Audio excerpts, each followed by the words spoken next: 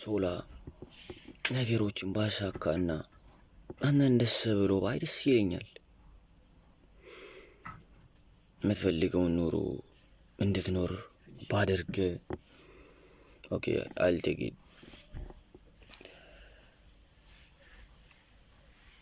ህይወት መኖር ደብሮ ትጭ ምን አለ ባልተወለድኩ የምትለውን አስተሳሰብ መቀየር ብችል ደስ ይለኛል። እሞክራለሁ፣ እሰራለሁ፣ እለፋለሁ፣ እጠራለሁ፣ እገራለሁ። ግን እስካሁን ላይክ ስቲል ህይወት ከባድ ነች። ቆይ ሰርተህ በራስህ ላይ ዲሲፕሊን ሁን ሶላ። የቀረው በቃ ጀዚህ ነው።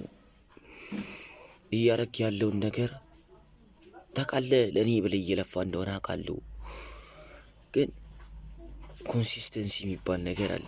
ዲሲፕሊን እንደሆነ በቃ ጽና። ታጋይ ዛሬ ባይሆን ነገ ይሆናል። ዛሬ ተስፋ አትቁረጥ። ይመች